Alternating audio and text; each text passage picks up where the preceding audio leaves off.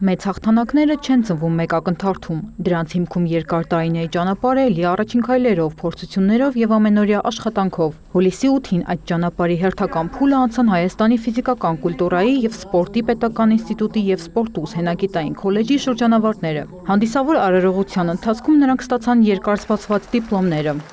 Դա մի զգացմունք է, որ տան մեծ է ինչ-որ երեխաներին ճանապարհում է, իր տնից, բայց միևնույն ժամանակ մեր շրջանավարտները վստահ են, որ իրենք այս բուհում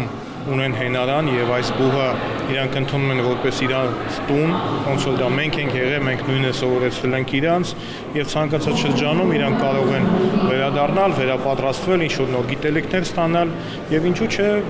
մարդիկ կարող են լինել նաեւ փոխարինել մեզ։ Առողջարարական ֆիզիկական կուլտուրա, կինեզիոլոգիա բաժնի շրջանավարտ Արսեն Սամվելյանի համար այս օրը ձեռքբերումների ամփոփումն ու նոր նպատակների մեկնարկն է։ Վստահ է, ընտրած մասնագիտության մեջ առաջ շարժվելու համար կարևոր են ոչ միայն գիտելիքները, այլև մշտական զարգացումն ու պատասխանատվությունը։ Համ իմ համար, որ ուզում ինչքան կարամ հասնեմ այս մասնագիտությունով, այս դիպլոմով, այս գիտելիքներով, որ կարամ իմ կողքի մարդկանց օգնել, համ ինձ օգնել, ինձ մոտիկներին օգնել։ Դա ինձ թվում է կարևոր բանն է, որ շատ մարդիկ պետք է ուշադրություն դարձնեն այս մասնագիտության։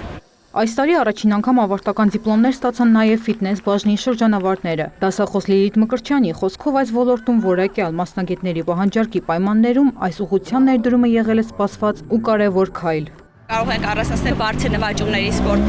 եւ ֆիթնես, այս սրանով է հենց տարբերությունը, այսինքն այն մարդիկ, ովքեր չեն տեսնում իրենց ապագան սպորտում, բայց պետք է վարեն առողջ ապրելակերպ, նրանք զբաղվում են ֆիթնեսով։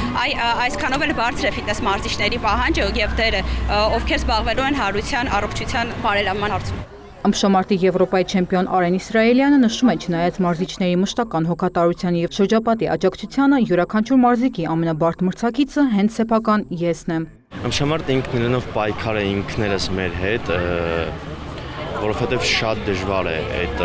պարապմունքից հետո հոգնած վնասվածքների մեջ, ավելի շատ դժվար է այդ ամենը անցնել մենակ ու